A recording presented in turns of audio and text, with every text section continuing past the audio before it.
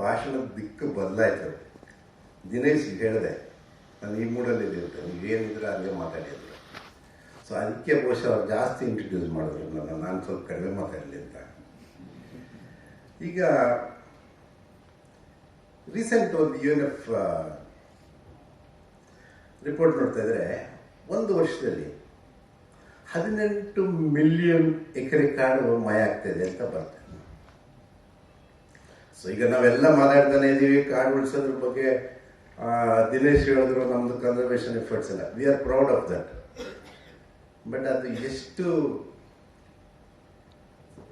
ಗೌಣ ಆಗ್ತಾ ಹೋಗುತ್ತೆ ಈ ಪ್ರಪಂಚದ ಆಯಾಮ ತಗೊಂಡಾಗ ಅಂದರೆ. ಬಟ್ ಸ್ಟಿಲ್ ನೀವು ಎಲ್ಲಿ ನೋಡಿದ್ರು ಈ ಕಾಡು ಉಳಿಸೋದು, ಪರಿಸರದ ಬಗ್ಗೆ ಪ್ರಜ್ಞೆ ಜಾಸ್ತಿ ಆಗ್ತಾ ಇದೆ. ಜನ ವೆರಿ ಕಾನ್ಷಿಯಸ್, ಮಕ್ಕಳಂತೂ ಎಲ್ಲ. ಹಾಗಾದರೆ ಕಾಡು ಈ ಮಟ್ಟದಲ್ಲಿ 18 ಮಿಲಿಯನ್ ಎಕರೆ ಒಂದು ವರ್ಷಕ್ಕೆ ಅಂದರೆ ನೀವು ಇಮ್ಯಾಜಿನ್ ಮಾಡ್ತೀವಿ ನಮ್ಗೆ ಎಷ್ಟಿದೆ ಕಾಡು ಅಂತ. ಸೊ ಈ ಮಟ್ಟದಲ್ಲಿ ಯಾಕೆ ಹೋಗ್ತಾ ಇದೆ? ಅಜಯ್ ದೇಸಾಯಿ ಅಂತ ನೀವು ಹೆಸರು ಕೇಳಿರ್ಬೋದು. ಅವನು ನಮ್ಮ ಟೈಮಲ್ಲಿ one of the finest ecologist, wildlife sciences. ಅವನು ಸೌತ್ ಈಸ್ಟ್ ಏಷ್ಯನ್ ಕಂಟ್ರೀಸಲ್ಲಿ ಸುಮಾರು ಗೌರ್ಮೆಂಟ್ಸ್ಗೆ ಕನ್ಸಲ್ಟೆಂಟ್ ಆಗಿ ವರ್ಕ್ ಮಾಡ್ತಿದ್ದ. ಸೊ ಹಾಗಾಗಿ ಅವ್ರಿಗೆ ಅವನು ವಾಪಸ್ ಬಂದಾಗ ನಮ್ಮ ಜೊತೆ ಸೌತ್ ಈಸ್ಟ್ ಏಷ್ಯನ್ ಕಂಟ್ರೀಸಲ್ಲಿರೋ ಫಾರೆಸ್ಟ್ ಸಿಚುಯೇಷನ್ ಏನಿದೆ, ಪರಿಸ್ಥಿತಿ ಏನಿದೆ, ಅವಾಗ ಎಲ್ಲರೂ ಮಾತುಕತೆ ಬರೋದು. ಅವನು ಇಂಡೋನೇಷ್ಯಾಗೆ ಹೋಗಿ ಬಂದಾಗ ಭಾಳ ಡಿಸ್ಟರ್ಬ್ ಆಗಿದ್ದ. ಯಾಕೆ ಅಂತ ಕೇಳಿದ್ರೆ, ಆ ಕಾಡುಗಳು ನೀನು ಒಂದ್ಸತಿ ಈಗಲೇ ಹೋಗಿ ನೋಡ್ಬಿಡಲ್ಲ. ಯಾಕೆಂದರೆ ಇದು ನಮ್ಮ ಜೀವಮಾನದಲ್ಲೇ ಹೋಗ್ಬಿಡ್ತಾವೆ ಫುಲ್ಲು. ಹಂಗಂದ್ರೆ ನೀವು ಸಿಟಿಲಿರೋರೆಲ್ಲ ಹೆಂಗೆ ಯೋಚನೆ ಮಾಡ್ತಾರೆ, ಏನೋ ನ್ಯಾಚುರಲ್ ಕಾಸಸ್ಗೆ ಬೆಂಕಿ ಬಿದ್ದಿರ್ಬೋದು, ಅಥವಾ ಇಂಡಿಜಿನಿಯಸ್ ಪೀಪಲ್ ಓವರ್ ಎಕ್ಸ್ಪ್ಲಾಯ್ಟ್ ಮಾಡ್ತಾ ಇರ್ಬೋದು, ಅಥವಾ ಆಕ್ಸಿಡೆಂಟಲ್ ಫೈರ್ ಇರ್ಬೋದು. ಅವನು ಭಾಳ ಕ್ಲಿಯರ್ ಆಗಿ ಹೇಳ್ದ, ಈ information from the horse's mouth, it is nothing to do with all this, nothing to do with natural causes. It is intentionally created forest fires are just burning off the Indonesian forest. Big corporate lobbies sitting all over in the best of the places in the world, allinda control mada fires ivodu. End of the day, a benkiinda naಶ ಆಗ wet tropical evergreen forest patches benkiinda naಶ ಆದರೆ, one of the studies says completely burnt wet evergreen forest, tropical forest ವಾಪಸ್ ಬರಬೇಕಂದ್ರೆ 600 years ಆಯಿತು to come back, the ecosystem complete intact ವಾಪಸ್ ಬರಬೇಕಂದ್ರೆ. ಅಂಥ ಕಾಡನ್ನ complete ಆಗಿ ಸುಟ್ಟು ಅಲ್ಲಿ ಆಯಿಲ್ ಪಾಮ್ ಬೆಳೀತಾರೆ. ಆಯಿಲ್ ಪಾಮ್ ಏನಕ್ಕೆ ಬೆಳೀತಾರೆ? ನೀವೆಲ್ಲರಿಗೂ ನಿಮಗೆ ಪಾಮ್ ಆಯಿಲ್ ನಿಮಗೆಲ್ಲ ನೀವು ಯಾರು ಯೂಸ್ ಮಾಡ್ತೀರ ಅಂದರೆ ನಾವು ಯಾರು ಯೂಸ್ ಮಾಡಲ್ಲ ಅಂತ ಹೇಳ್ಬೋದಲ್ಲ ನೀವು. ಆದರೆ ಲಿಪ್ಸ್ಟಿಕ್ಕಿಂದ ಕ್ಲೀನಿಂಗ್ ಏಜೆಂಟ್ ತಕ್ಕ ಫಾಸ್ಟ್ ಫುಡ್ ತಕ್ಕ ಪ್ರತಿಯೊಂದು ಅದು ಬೇಸಿಕ್ ಎಲಿಮೆಂಟ್ ಆಗಿರುತ್ತೆ. So all over the world ಕಂಡಾಪಟ್ಟೆ ಡಿಮ್ಯಾಂಡ್ ಇದೆ. ಸೊ ಪಾಮ್ ಆಯಿಲ್ ಚೆನ್ನಾಗಿ ಬೆಳೆಯೋದು ಟ್ರಾಪಿಕಲ್ ಏರಿಯಾಸಲ್ಲಿ, ಎಸ್ಪೆಷಲಿ ಎವರ್ಗ್ರೀನ್ ಫಾರೆಸ್ಟ್ ಇರೋಕ್ಕಾಗ್ತದೆ. ಸೊ ಇವತ್ತು Indonesia has lost almost 75% of its forest just in the last 3 decades. This is criminal, seriously criminal. ಆಮೇಲೆ 2.5 million acres of forest is cleared every year in Indonesia alone. That's one of the real hard biodiversity hotspots in the whole of Asia. ಅದಾಯ್ತಾ? ನೀವು ಅಮೆಝೋನಿಯನ್ forest ಕೇಳಿದ್ರಲ್ಲ south ಅಮೆರಿಕಾಲಿ, ಅಲ್ಲಿ ಈಚೆಗೆ ಬೆಂಕಿ ಕಾಣ್ತದೆ. There are wet evergreen forest.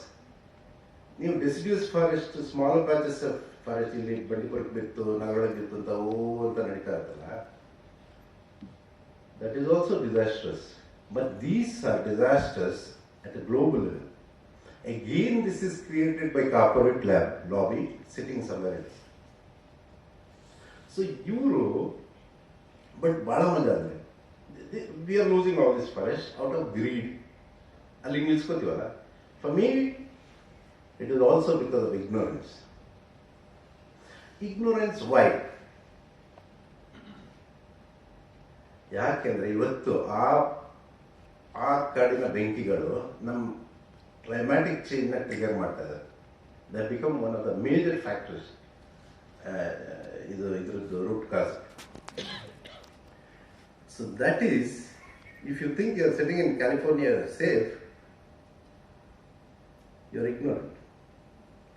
ಅವ್ರು ಯಾವ ಫ್ಯಾಮಿಲಿಗೆ, ಯಾವ ಮಕ್ಕಳಿಗೆ ಇದು ದುಡ್ಡು ಮಾಡೋಕ್ಕೆ ಇಷ್ಟೆಲ್ಲ ಇಡೀ ಪ್ರಪಂಚ ಹಾಳು ಮಾಡ್ತಾ ಇದ್ದಾರೋ ಅದು ಸುತ್ತಿಕೊಂಡು ಅವ್ರಿಗೆ ಬರ್ತಾ ಇದೆ. It's already come. Just imagine, ಕೆನಡಾಲಿ 48 ಡಿಗ್ರೀಸ್ಗೆ ಹೋಗಿದೆ ಸೆಂಟಿಗ್ರೇಡ್ ಈ ಸರಿ. ಗ್ರೀಸಲ್ಲಿ ಫಾರೆಸ್ಟ್ ಫೈರ್ ನೋಡಿದ್ದಾರೆ, ಟರ್ಕಿಲಿ ಫಾರೆಸ್ಟ್ ಫೈರ್ ನೋಡಿದ್ದಾರೆ. Boreal forest, Australian bush fire, Californian fire frequency has dramatically increased. These are all triggering the climate change again. ಅಂದರೆ ಒಂದು ನ್ಯೂಕ್ಲಿಯರ್ ಎಕ್ಸ್ಪ್ಲೋಷನ್ ಥರ 1 to 1 ಹೋಗ್ತಾ ಇದೆ. It will come and burn you one day. See, everything is connected in this world. Everything. See, if I tell you, one of my scientist friends was telling me, if I just tell you, okay, politics, peacock feather, Lamborghini, soil, bees, farmer suicides, rocks, butterfly, you name it, elephants, they are all connected andre, I'm sure you will call me absurd or even insane. I really don't mind. You are right. But I'll still try to explain it to you.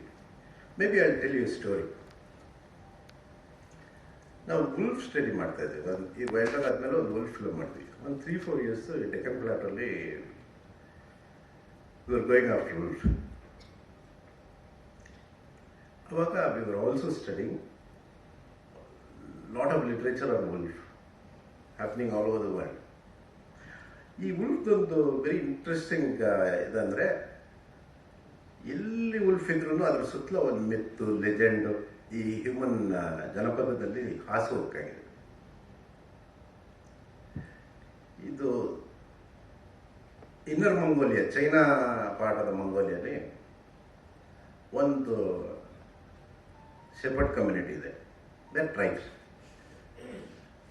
ಅವರು ಏನು ಅಂದ್ಕೊಂಡಿದ್ರು ಅಂದರೆ, ಆ gross land ಇದೆಯಲ್ಲ ಅವ್ರದ್ದು, ಅದಕ್ಕೊಂದು spirit ಇದೆ, ಅದರ ಹೆಸರು ಟೆನೆಗರ್ ಅಂತ. ಅಂದರೆ ಅವ್ರ ದೇವರು, ಆ ದೇವ್ರಂತ ಅನ್ಕೋಬೋದು, ಏನು ಬೇಕು ಅನ್ಕೋಬೋದು. Spirit of that grassland, Tenger. ಅದ್ರದ್ದು ಮೆಸೆಂಜರ್ ಇದು ವುಲ್ಫ್ ಅಂತ ಅವ್ರು ಟ್ರೀಟ್ ಮಾಡ್ತಾರೆ. They fight wolfs. ಏಕೆಂದರೆ ಇವು ಕುರಿ ಸಾಗಣೆ ಮಾಡೋದ್ರಿಂದ ಅವು ಯಾವಾಗಲೂ ಕುರಿ ಇಟ್ಕೊಂಡು ಹೋಗ್ತವೆ. ಸೊ ದೇ ಫೈಟ್ ದಮ್. ಮತ್ತು ಸರ್ಟನ್ ಏರಿಯಾಸಲ್ಲಿ ವುಲ್ಫ್ ಜಾಸ್ತಿ ಇದಾವೆ ಅಂತ ಆ ಏರಿಯಾ ಬಿಟ್ಬಿಡ್ತಾರೆ ಅವರು, ಅಲ್ಲಿ ಗ್ರೇಸಿಂಗ್ ಹೋಗೋದಿಲ್ಲ. Wolf also limits the number of sheep, and at the same time ಅವರು ಎಷ್ಟೋ ಏರಿಯಾನ ಹಂಗೆ ಬಿಡೋದ್ರಿಂದ ಅಗೈನ್ ವೈಲ್ಡ್ ಲೈಫ್ ಥ್ರೈವ್ ಆಗ್ತಾ ಹೋಗ್ತಾರೆ. ಇದು ಹಿಂಗೆ ನಡೀತಾ ಇದ್ದಾಗ, but at the same time another beautiful connection is, ಅವರು ಕಡೆಯಲ್ಲಿ ತೊಗೊಂಡೋಗಿ ಅವ್ರ ಯಾರು ಸತ್ತೋದ್ರೆ ಒಂದು ಗಾಡಿ ಹಾಕ್ಕೊಂಡು ಆ ಕಲ್ಲು ಭೂಮಿ ಮೇಲೆ ಓಡಿಸ್ಕೊಂಡು ಹೋಗ್ತಾರೆ. ಎಲ್ಲೋ ಒಂದು ಕಡೆ ಎಡ ಬಿದ್ದೋಗುತ್ತೆ, ಹಿಂದೆ ತಿರುಗಿ ನೋಡಲ್ಲ, ಬಂದ್ಬಿಡ್ತಾರೆ. So they just go back and check after a week or so. ಅದನ್ನ ಬಂದು ವುಲ್ಫ್ ತಿಂದಿದ್ರೆ ಹೋಗಿ ಟೆನೆಗರ್ ಸೇರ್ಕೊಂಡಿದ್ದಾನೆ ಅವನು ಅಂತ. So that was the intricate beautiful relation they had. One, they kill them, another thing they feed their dead to the wolf. At the same time they were not using any of the unethical ways to kill. ಅಂದರೆ Poisson ಮಾಡ್ತಾರಲ್ಲ, ಡೆನ್ನಿಂಗ್ ಟೈಮಲ್ಲಿ, ಅಂದರೆ ಮರಿ ಹಾಕೋ ಟೈಮಲ್ಲಿ ಅವ್ರಿಗೆ disturb ಮಾಡ್ತಾರಲ್ಲ, ಮರಿಗಳನ್ನ ಕೊಲ್ತಾರಲ್ಲ. They had their own beliefs and myths and they were living in that. And that landscape had supported this type of culture for thousands of years. ಅದಾದಮೇಲೆ ಈ ಚೈನೀಸ್ ಕಲ್ಚರಲ್ ರೆವಲ್ಯೂಷನ್ ಬಂತಲ್ಲ, then the only motive was to increase production. Like what we are doing today, increase, develop, production increase. Same mentality. They wanted to increase production of everything, including agriculture and meat, to feed the hunger of Chinese population. So they sent thousands of people to every corner of China. At the same time ಇಲ್ಲಿಗೂ ಬಂದರು. ಇಲ್ಲಿಗೆ ಬಂದಾಗ they came with military and intense agriculture ಶುರು ಆಯಿತು. ಇದು farm sheep rearing 10 times 100 times ಜಾಸ್ತಿ ಆಯಿತು. So ಈ nomadic tribes ರೆಸಿಸ್ಟೆನ್ಸ್ ಇತ್ತು. This is not the way you treat this grassland. They are very fragile. You can't do that. Nobody cared. Then the military came. ಅಷ್ಟೊತ್ತಿಗೆ ಈ wolf ಒಂದು ಅಡೆತಡೆ ಆಗ್ತಿದೆಯಲ್ಲ ಈ ಕುರಿ ಬೆಳೆಸೋಕ್ಕೆ ಅಂದ್ಬಿಟ್ಟು they started shooting wolf. Wolf is a very resilient animal. It keeps coming back from all ಇದು. But ಆ ಹೊಸ modern weapons, vehicles, poison. One thing, poison they finding it very difficult to overcome wolf. So ಇದೆಲ್ಲ ಸೇರಿಕೊಂಡು and they treated it like war against wolf and they eradicated wolf in no time. So inner ಮಂಗೋಲಿಯಿಂದ ಕಂಪ್ಲೀಟಾಗಿ wolf vanish ಆಯಿತು. They were all happy, everything went up, the meat production went up, the grain production went up. But they did not know what was coming. ಅದಕ್ಕೆ ಮುಂಚೆ ಇಲ್ಲಿ Europe, all over Europe wolf population was good. Slowly, as the pastoralism ಜಾಸ್ತಿ ಆಗಿ commercial pastoralism ಆದಮೇಲೆ they started hunting down wolf. So their population reduced. ಇಂಗ್ಲೆಂಡಲ್ಲಂತೂ ಎಲ್ಲಿಗೆ ಬಂತಂದರೆ they completely eradicated wolf. ಕಡೆಯಲ್ಲಿ ಬಂದು ಯಾವ ಲೆವೆಲ್ ಎರಾಡಿಕೇಶನ್ ಅಂದರೆ ಕಡೆಯಲ್ಲಿ ಸ್ಕಾಟ್ಲ್ಯಾಂಡ್ ಫಾರೆಸ್ಟಲ್ಲಿ 2 ಪ್ಯಾಕ್ ಇದೆ ಅನ್ನೋದಕ್ಕೆ they cornered off that patch and burnt the whole forest. ಅದಾದ್ಮೇಲೆ ಅದೇ ಯುರೋಪಿಯನ್ಸು ಮೈಗ್ರೇಟ್ ಆಗಿ ಅಮೆರಿಕಾಗೆ ಹೋದರು ಬೈ 1600. ಅಲ್ಲಿಗೆ ಹೋದಾಗ ಅವ್ರಿಗೆ ಆಲ್ರೆಡಿ ಆ ಉಲ್ಫ್ ಬಗ್ಗೆ ಎನಿಮಿಟಿ ಎಲ್ಲ ಇತ್ತು. ಅಲ್ಲಿ ರೆಡ್ ಇಂಡಿಯನ್ಸ್ ಇದ್ರು. They were actually living with the wolf and American bison. So American ಬೈಸನ್ನು ಅವುಗಳ ಸ್ಕಿನ್ಗೆ ಅವ್ರಿಗೆ ಬೇಕಾಗಿತ್ತು, ಮತ್ತು ಉಲ್ಫು ಕೋಟ್ಗೆಲ್ಲ ಬೇಕಿತ್ತು. So they were moderately shooting them. They were almost calling wolf as their brother. But there was a balance between numbers ಕಡಿಮೆ ಇತ್ತು ಇವ್ರದ್ದು. So the vast land for all of them to survive. Europeans ಬರ್ತಿದ್ದಂಗೆ ಅವ್ರಿಗೆ red Indians enemies ಥರ connection ಮಾಡಿದ್ರು. Wolf ಅಂತೂ ಹಳೆ enemy. So again ಅಲ್ಲಿ ಪ್ಯಾಚುರಲಿಸಮ್ ಜಾಸ್ತಿ ಆಗ್ತಿದ್ದಂಗೆ they started shooting wolf. To control red Indians they started shooting American bisons. ಯಾಕೆಂದರೆ ಅವರಿಗೆ ಫುಡ್ಡು, ಕ್ಲೋದಿಂಗ್ ಎಲ್ಲ ಅಲ್ಲಿಂದಲೇ ಬರ್ತಲ್ಲ, ಅದನ್ನೇ ಸೋರ್ಸ್ ತೆಗೆದ್ಬಿಡೋಣ. So they started killing them in big number. They almost finish up wolf. But ಆ ಬೈಸನ್ ವಿಂಟರ್ಲಿ ಹೊಡೆದು ಬಿಟ್ಟಲ್ಲ, ಅವಾಗ ಆ ವಿಂಟರ್ಗೆ ಫ್ರೋಝನ್ ಮೀಟ್ಗೆ so thus enough supplement of meat. So wolf came back. So population doubled again.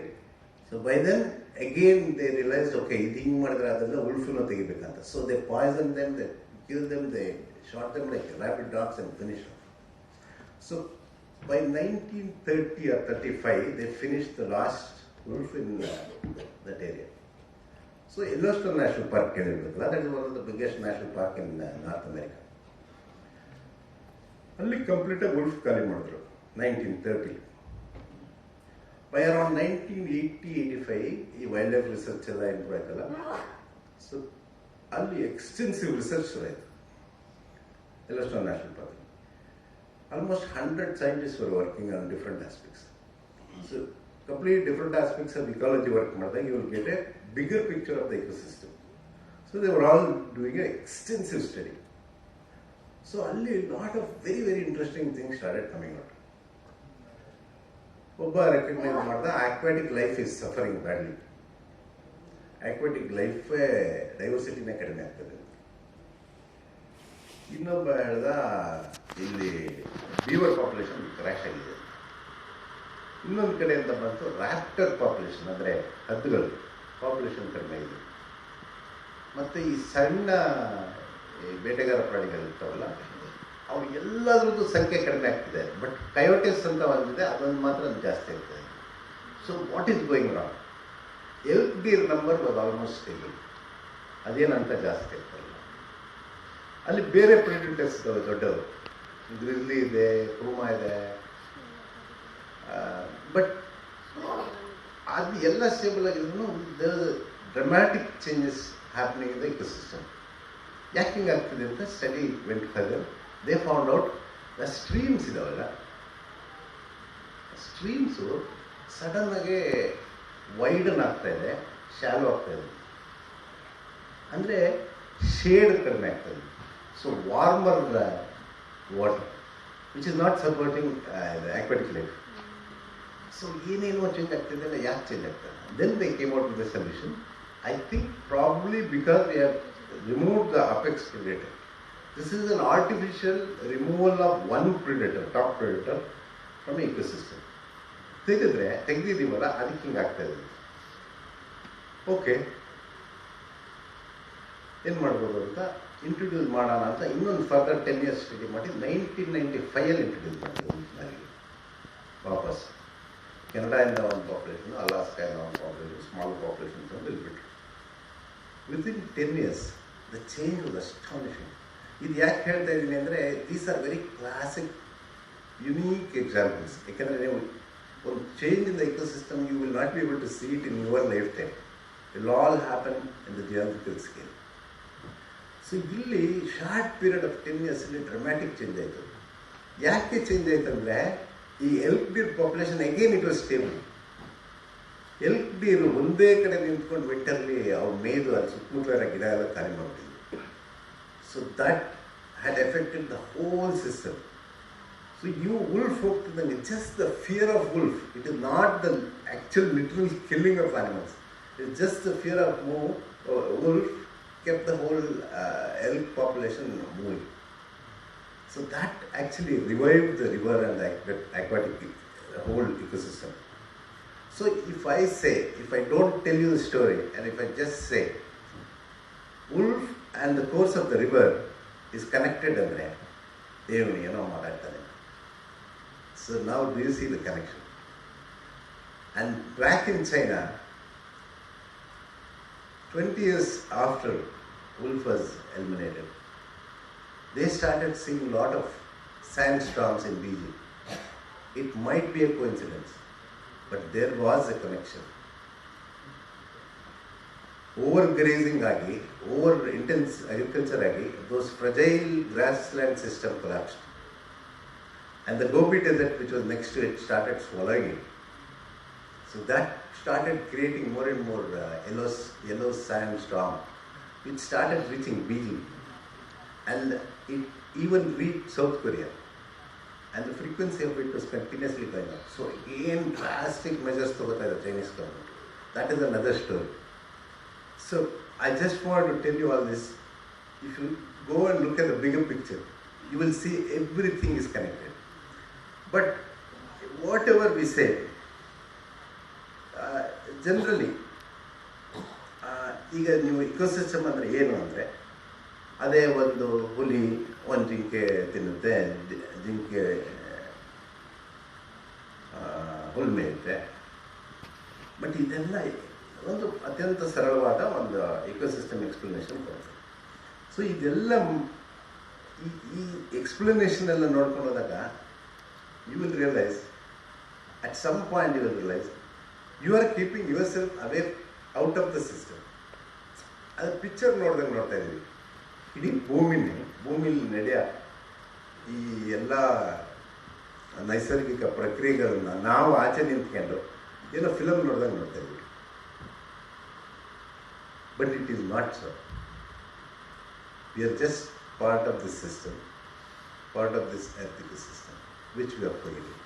That is where all this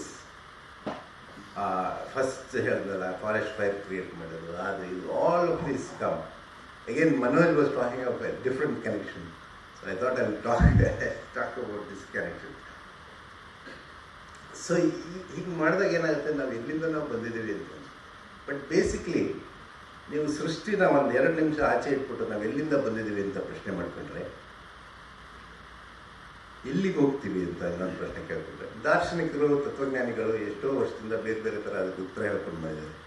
ಆದರೆ ನೀವು ಒಬ್ಬ ಜೀವವಿಜ್ಞಾನಿಗೆ ಕೇಳಿದ್ರೆ ಭಾಳ ಸರಳವಾಗಿ ಅವರು ಮನುಷ್ಯ ಕಾಣದ ನಕ್ಷತ್ರ ಪುಂಜಗಳಿಂದ ಅಥವಾ ಮಂಗಳ ಗ್ರಹದಿಂದ ಇಲ್ಲಿ ಬಂದಿಲ್ಲ, ಅಥವಾ ಅಗೋಚರ ಶಕ್ತಿಗಳ ಕೃಪೆಯಿಂದಾಗಿಯೂ ಇಲ್ಲಿ ಅವತರಿಸಿಲ್ಲ.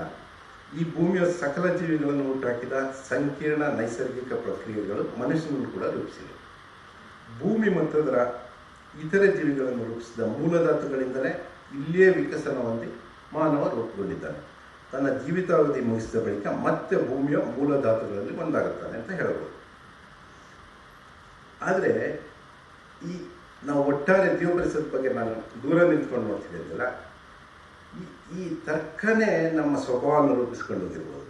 ಯಾವುದೋ ಅಜ್ಞಾತ ಲೋಕದಿಂದ ಧರೆಗಿಳಿದು ಬಂದಂಗೆ ಮತ್ತು ಎಲ್ಲ ದೋಚ್ಕೊಂಡು ನಾವು ಎಲ್ಲಿಗೂ ಹೋದಂಗೆ ಅದೇ ಆ್ಯಟಿಟ್ಯೂಡಲ್ಲಿ ಅವರ್ ಓಲ್ಡ್ ಕನ್ಸ್ಯೂಮರಿಸಮ್ ಇದೆ. The very basic concept of consumerism ಅದು ಡೆವಲಪ್ ಆಗಿರೋದೇ ವಿ ಆರ್ ಲುಕಿಂಗ್. ಒಂದು ಫಿಲಮ್ ನೋಡಿದ್ರೆ ನೋಡ್ತಾ ಇದ್ದೀವಿ ಭೂಮಿಲಿ ನಡೀತಾ ಇರೋದನ್ನ. ಇಲ್ಲಿ ಒಟ್ಟಾರೆ ನಾವೇನು ಅರ್ಥ ಮಾಡ್ಕೋಬೇಕಂದ್ರೆ, ಭೂಮಿಲಿ ಉಳಿದ ಜೀವಿಗಳು ಎದುರಿಸ್ತಿರೋ ನೋವು, ಸಂಕಟ, ದುಃಖ ಇವೆಲ್ಲ ನಮ್ಮ ಮೇಲೆ ನೇರವಾಗಿ ಪರಿಣಾಮ ಬೀಳದೇ ಇದ್ರು ನಮ್ಮ ಮಕ್ಕಳ ಮೇಲೆ ಪರಿಣಾಮ ಬಿದ್ದೇ ಬೀಳ್ತದೆ. ಏಕೆಂದರೆ ನಾವು ಇದೇ ಗಾಳಿನ ಉಸಿರಾಡ್ತಾ ಇರೋದು, ಕುಡಿತಾ ಇರೋದು ಇದೇ ನೀರನ್ನ. ಈಗ ನಾವು ಇಷ್ಟೆಲ್ಲ ಯೋಚನೆ ಮಾಡಿಕೊಂಡು ನಾವು ಬೇಸಿಕ್ ನಮ್ಮ ನೀರಿನ ಮೂಲಗಳನ್ನೇ ನಾವು ರಕ್ಷಿಸ್ಕೊಳ್ಳೋಕ್ಕೆ ನಾವು ಮುಂದಾಗ್ತಾಯಿಲ್ಲ. ಮನೋಜ್ ಅವಾಗಲೇ ಸುಮಾರು ಹೇಳ್ತಾರಲ್ಲ, ಬಟ್ ನನಗೊಂದು ನೇರವಾದ ಅನುಭವ ಅಂದರೆ ನನ್ನ ನಮ್ಮ ಜೀವಿತಾವಧಿಯಲ್ಲಿ ನಾವು 5 ಪೆರಿನಿಯಲ್ ಸೋರ್ಸಸ್ ಡ್ರೈ ಆಗಿರೋದು ನೋಡಿದ್ವಿ. ಪೆರಿನಿಯಲ್ ಸೋರ್ಸಸ್ ಅಂದರೆ ವರ್ಷವಿಡೀ ಹರಿಯ ಝರಿಗಳು. ಆ ಝರಿಗಳಿಂದಲೇ ಇವೆಲ್ಲ ನದಿಗಳು ಹರಿಯೋದು. ನಮ್ಮ ವೆಸ್ಟರ್ನ್ ಘಾಟಲ್ಲಿ ಸಾವಿರಾರು ಆ ಥರ ಝರಿಗಳು ಹರಿತಾವೆ. ಈಗ ನಾವು ನೋಡಿದ ಸಣ್ಣ ಜಾಗದಲ್ಲೇ ಇಂಟ್ಯಾಕ್ಟ್ ಫಾರೆಸ್ಟ್ ಇಂಟ್ಯಾಕ್ಟ್ ಇದೆ. 5 ಝರಿ ಇವಾಗ ವರ್ಷ ಪೂರ ಹರಿತಾವೆ. ಕಳೆದ ಜಸ್ಟ್ 20-25 ವರ್ಷದಲ್ಲಿ. ಈಗ ಯಾಕೆ ಹಂಗೆ ಆಗ್ತದೆ ಅಂತ ನಾನು ಯೋಚಿಸ್ಕೊಂಡಾಗ ನನಗೆ another bigger story. But still will just come back to the where he left. ಈಗ ವೆಸ್ಟರ್ನ್ ಘಾಟ್ ಇದೆಷ್ಟು ನದಿಗಳು ನಮಗೆ ಇಡೀ ಡೆಕ್ಕನ್ ಪ್ಲಾಟಲ್ಲಿರೋ ಅಟ್ಲೀಸ್ಟ್ 40 ಕೋಟಿ ಜನಕ್ಕೆ ನೀರು ಸಪ್ಲೈ ಮಾಡ್ತಾರೆ. 40 ಕೋಟಿ ಜನಕ್ಕೆ. ಸೊ ಇವಾಗ ಓಪನ್ ಅಪ್ ಆಗ್ತಾ ಹೋಗುತ್ತೆ ವೆಸ್ಟರ್ನ್ ಘಾಟ. ಅಲ್ಲಿ ಚಿನ್ನನೇ ಇರ್ಬೋದು, ವಜ್ರನೇ ಇರ್ಬೋದು, ಬಟ್ ಅವೆಲ್ಲ ಶಾರ್ಟ್ ಟರ್ಮ್ ಗೋಲ್ಸ್. ನೀವು ಮುಂದೆ ಒಂದು ಸರ್ಕಾರ, ನಾವೆಲ್ಲ 100-125 ಲೀಟ್ರು ಬಳಸ್ತಾ ಇದ್ದೀವಿ ನೀರು ದಿನ. ಒಂದು ಸರ್ಕಾರ ಬರೀ 10 ಲೀಟ್ರು ಒಬ್ಬರು ಕೊಡಬೇಕಂದ್ರೂ ನೀರು ಎಲ್ಲಿಂದನೋ ತಂದು ಯಾವುದೋ ನದಿ ತಿರುಗಿಸಿ ಯಾವುದೋ ಸಮುದ್ರದಿಂದ ನೀರು ತಂದು ಕೊಡಬೇಕಂದ್ರೆ ಯು ಜಸ್ಟ್ ಇಮ್ಯಾಜಿನ್. ಬರೀ 10 ರೂಪಾಯಿ ಚಾರ್ಜ್ ಮಾಡಿದ್ರು 10 ಇಂಟು 40 ಕೋಟಿ ಇಂಟು ಪ್ರತಿದಿನ 10 litre. It runs to astronomical figures. So ಈ ವಜ್ರ ಅಥವಾ ಚಿನ್ನ ಯಾವುದೇ ಆದರೂ ಸಿಕ್ಕರೂ ಈ ಸ್ಟ್ಯಾಟಿಸ್ಟಿಕ್ಸ್ಗೆ ಮ್ಯಾಚ್ ಮಾಡೋಕ್ಕಾಗದೇ ಇಲ್ಲ.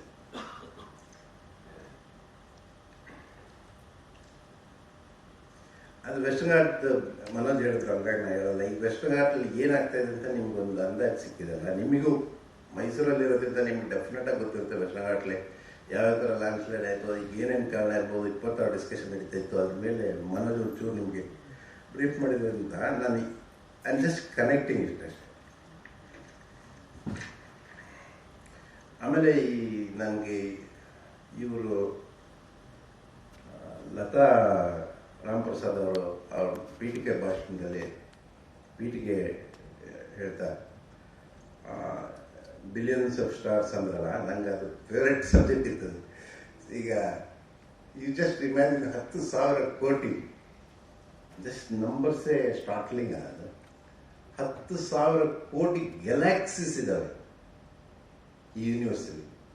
ಆ ಪ್ರತಿಯೊಂದು ಗ್ಯಾಲಾಕ್ಸಿಗೂ ದೇರ್ ಮೈಟ್ ಬಿ 10,000 ಕೋಟಿ ನಕ್ಷತ್ರಗಳಿರ್ಬೋದು.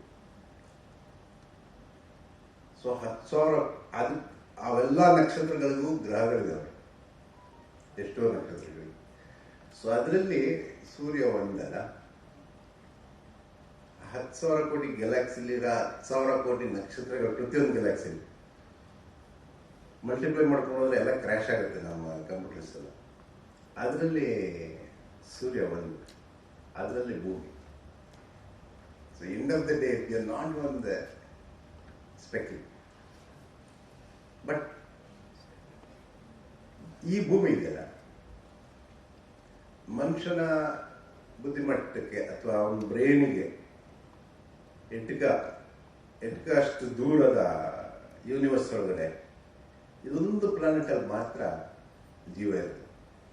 So it is still the most unique suspended 3D animation you can think of. So ಆದರೆ ನಾವು ಅದನ್ನ ಹೆಂಗೆ ಟ್ರೀಟ್ ಮಾಡ್ತಾ ಇದೀವಿ ಅಂತ ಅದು ಬಿಟ್ಟು ನಾವಿಲ್ಲಿ ಇವತ್ತಿನ ಕೂತಿದ್ದೀವಲ್ಲ, ಇಲ್ಲಿ ಎಕ್ಸಿಸ್ಟ್ ಆಗಿದೀವಲ್ಲ. So we are extremely lucky. Like so many coincidences have to happen. Hundreds of coincidences have to happen for a life to begin here and to evolve. ಅದಾದ್ಮೇಲೆ ನೀವು ಇಕೋಲಾಜಿಕಲ್ ಸಕ್ಸೆಷನ್ ಎಲ್ಲ ನೋಡ್ಕೊಂಡ್ ಬಂದ್ರೆ, for the platform for the homo sapien to emerge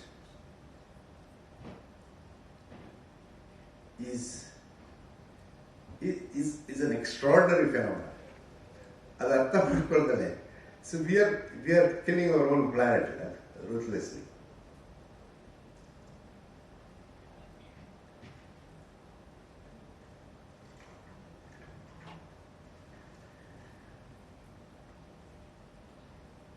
Time must have finished. I am closing. ಅಲ್ಲ, ಒಟ್ಟಾರೆ ಭೂಮಿ ಇತ್ತೀಚೆಗೆ ಜ್ವರ ಬಂದಿರೋ ಲಕ್ಷಣಗಳು ತೋರ್ತಾ ಇದೆ ನಾನಾ ರೀತಿಯಲ್ಲಿ. ಸೊ ಇದನ್ನ ಅರ್ಥ ಮಾಡಿಕೊಂಡು ಸಮಯ ಈಗ ಇನ್ನೊಂದು ಚಿಕ್ಕ ಕತೆ ಹೇಳ್ಬಿಟ್ಟು ಮುಗಿಸ್ತೀನಿ ನಾನು. ರೆಡ್ ನಾಟ್ ಅಂತ ಒಂದು ಹಕ್ಕಿ ಕೇಳಿರ್ಬೋದು ನೀವು. ಸೌತ್ ಅಮೆರಿಕಾದ ಟಿಪ್ಪಿಂದ ಅದು ಅಲಾಸ್ಕಾ ತನಕ ಫ್ಲೈ ಮಾಡ್ಕೊಂಡು ಹೋಗುತ್ತೆ. Almost 14,000 kilometres. ಅದು ಹಾರ್ಕೊಂಡು ಹೋಗೋ ದಾರಿಲಿ ಅರ್ಧ ದಾರಿ ಸವಿಸಿದಾಗ ಅದು ಒಂದು 7-8 ದಿವಸ ಆಗಿರುತ್ತೆ. 7-8 ದಿವಸ ಅದು ಊಟ ತಿಂದಿರಲ್ಲ, ನೀರು ಕುಡಿದಿರಲ್ಲ, ನಿದ್ದೆ ಕೂಡ ಮಾಡಿರಲ್ಲ. ಮಂಚ 3 ದಿವಸ ನಿದ್ದೆ ಮಾಡಿದ್ರೆ ತಲೆ ಕೆಟ್ಟೋಗುತ್ತೆ. 7-8 ಡೇಸ್ ಅದು ನಿದ್ದೆ ಮಾಡಿದ್ರೆ ಸತತವಾಗಿ ಹಾರಿ ಬಂದು ಅಲ್ಲೊಂದು ಡೆಲ್ವೇರ್ ಬೇ ಈಸ್ಟ್ ಕೋಸ್ಟಲ್ಲಿ, ಅಮೆರಿಕನ್ ಈಸ್ಟ್ ಕೋಸ್ಟಲ್ಲಿ ಇಳಿಯುತ್ತೆ. ಅಲ್ಲಿ ಇಳಿದಾಗ ಅದು ಎಷ್ಟು ನಿತ್ರಾಣ, ಫ್ಯಾಮಿಸ್ಟ್ ಎಷ್ಟು ನಿತ್ರಾಣ ಕೊಟ್ಟಿರುತ್ತೆ ಅಂದರೆ ಅದಕ್ಕೆ ಮತ್ತೆ ಎದ್ದು ಹಾರಕ್ಕೆ ಆಗಲ್ಲ. ಮತ್ತೆ ಅವುಗಳದ್ದು ರೆಗ್ಯುಲರ್ ಫುಡ್ ಇರುತ್ತೆ, ಒಂದು ಮಸಲ್ಲು ಕ್ಲಾಮ್ ಎಲ್ಲ ಬರ್ತಲ್ಲ, ರೆಗ್ಯುಲರ್ ಫುಡ್, ಅದನ್ನ ತಿಂದು ಜೀರ್ಣಿಸ್ಕೊಳ್ಳೋ ಶಕ್ತಿ ಕೂಡ ಇರಲ್ಲ ಅವಕ್ಕೆ. ಆ ಟೈಮಲ್ಲಿ ಅಲ್ಲೊಂದು ಪವಾಡ ಜರುಗುತ್ತೆ. ಲಕ್ಷಾಂತರ ಇದು ಹಾರ್ಶು ಏಡಿಗಳು ಬಂದು ಅಲ್ಲಿ ಮೊಟ್ಟೆ ಇರ್ತವೆ. ಆ ಮೊಟ್ಟೆ ವೆರಿ ರಿಚ್ ಇನ್ ನ್ಯೂಟ್ರಿಷನ್. ಅದನ್ನ ತಿಂದು 2 ವಾರದಲ್ಲಿ ಅವುಗಳು ಇದೀ ಜೀರ್ಣ ಆಗೋಗಿರೋ ಮಸಲ್ಸ್ನೆಲ್ಲ ಮತ್ತೆ ರಿಕೂಪ್ ಮಾಡ್ಕೊಂಡು ಫ್ಯಾಟ್ ಸ್ಟೋರ್ ಮಾಡ್ಕೊಂಡು ಮುಂದಕ್ಕೆ ಹಾರೋದು. ಬಟ್ ಈಗ ಅಲ್ಲಿ ಹೋಗ್ಲೇಬೇಕು ಅವು 2 ವಾರದಲ್ಲಿ ಗ್ಯಾಪಲ್ಲಿ. ಯಾಕೆಂದ್ರೆ ಅಲ್ಲಿ ಆರ್ಕ್ಟಿಕ್ ಸಮ್ಮರ್ ಇದೆಯಲ್ಲ, ಭಾಳ ಶಾರ್ಟ್. ಅಷ್ಟರೊಳಗೆ ಹೋಗಿ ಅವು ಬ್ರೀಡ್ ಮಾಡಿ ವಾಪಸ್ ಬಿಡಬೇಕು. ಈಗ ಕೆಲವು ವರ್ಷಗಳಿಂದ ಅಲ್ಲಿ ಮೊಟ್ಟೆ ಇಡಕ್ಕೆ ಬರ್ತಿದ್ದ ಏಡಿಗಳ ಸಂಖ್ಯೆ ಡ್ರಾಮ್ಯಾಟಿಕ್ ಆಗಿ ಕಡಿಮೆ ಆಗೋದಿದೆ. ಸೊ ಅವು ಏನೋ ಇದರಲ್ಲಿ ಕಂಪ್ಲೀಟ್ ಗಲಿಬಿಲಿ ಆಗಿ ಆ ಟೈಮಿಗೆ ಬರೋಕ್ಕಾಗ್ತಾರೆ. ಇದು ಡೈನೋಸರಸ್ ಕಾಲದಿಂದ ನಡ್ಕೊಂಡ್ಬಂದಿದೆ. ಅದು ಆ ಹಾರ್ಶು ಕ್ರ್ಯಾಬ್ ಇದೆಯಲ್ಲ, ಆ ಡೈನೋಸರಸ್ ಕಾಲದಿಂದ ಇದೇ ಥರ ನಡ್ಕೊಂಡ್ಬಂದಿದೆ ಅವುಗಳದ್ದು. ಅವು ಅದೇ ಥರ ಇದೆ. ಈಗ ಇದ್ದಕ್ಕಿದ್ದಂಗೆ ಏರ್ಪೇರ್ ಆಗ್ತದೆ. ಹಕ್ಕಿ ಬಂದು ಇಳಿಯುತ್ತೆ, ಅದಕ್ಕೆ ತಿನ್ನಕ್ಕೇನು ಇರಲ್ಲ. ಅಲ್ಲಿ ಕ್ರ್ಯಾಬ್ಸ್ ಕರೆಕ್ಟ್ ಟೈಮಿಗೆ ಬಂದೇ ಇರಲ್ಲ. ಸೊ ಇದೆಲ್ಲ ಏನಕ್ಕೆ ಆಗ್ತಾ ಇದೆ ಅಂತ. ಸೊ ಹಕ್ಕಿಗಳ ಸಂಖ್ಯೆ ಡ್ರಮ್ಯಾಟಿಕ್ ಈಗ ಆಲ್ಮೋಸ್ಟ್ 17% ಬಂದಿದೆ ಅವು ಕಳೆದ ಒಂದು 10 ವರ್ಷಗಳಲ್ಲಿ. ಇದು scientist are screaming all over the world. This something serious changes are happening ಅಂತ. But none of the biggies, none of the big corporate, none of the rulers listen to all this. ಅಲ್ಲಿಂದ ನಾವು Arctic ಹೆಂಗೋ ಮಾಡಿ ಚೂರುಪಾರ ತಿಂದ್ಕೊಂಡು Arctic ಹೋದರೆ ಅಲ್ಲಿ insect emergency ಯಾವಾಗಲೂ ಆಗಿ ಮುಗಿದೋಗಿರುತ್ತೆ. ಯಾಕೆಂದರೆ ಆ warmer climate is changing the emergency time. So ಈ ಕೋಇನ್ಸಿಡೆನ್ಸಸ್ ಎಲ್ಲ ಲಕ್ಷಾಂತರ ವರ್ಷಗಳಿಂದ ನಡ್ಕೊಂಡು ಬಂದಿದ್ದು ಇದ್ದಕ್ಕಿದ್ದಂಗೆ ಬದಲಾಗ್ತಾ ಇದ್ದರೆ it is a very very very serious warning which we are, ಅಂದರೆ ನಮಗೆ ನೋಡೋಕ್ಕೆ ಕಣ್ಣಿಲ್ಲ, ಅಂದರೆ we are not see, but still we call ourselves homo sapien ಅಲ್ಲ. ಹೋಮೋಸೇಪಿಯನ್ ಅಂದರೆ ಬುದ್ಧಿವಂತ ಮನುಷ್ಯ ಅಂತ. So we are not seeing what is happening now.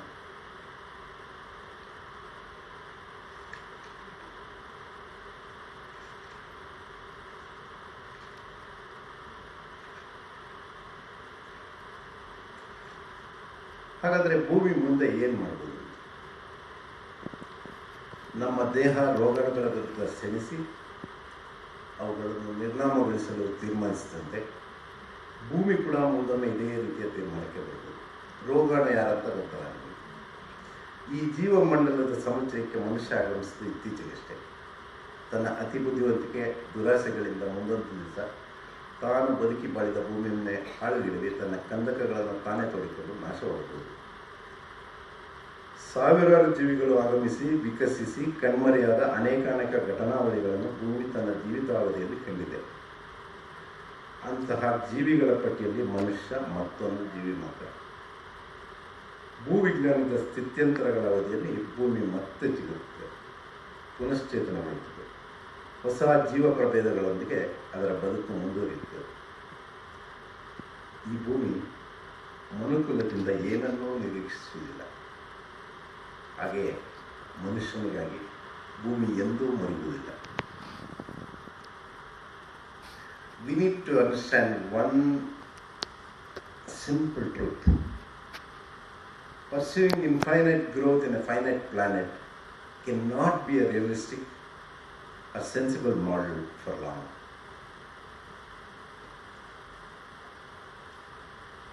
Pursuing infinite growth in a finite planet cannot be a realistic or sensible model for long. We only have one home, the most beautiful suspended animation called the earth. Just think about it. ನನಗೆ ಇಲ್ಲಿ ಅವಕಾಶ ಕೊಟ್ಟಿದ್ದಕ್ಕೆ thank you very much. ಸಾಕಷ್ಟು ಬರೆದಿದ್ದೀನಿ. Thank you.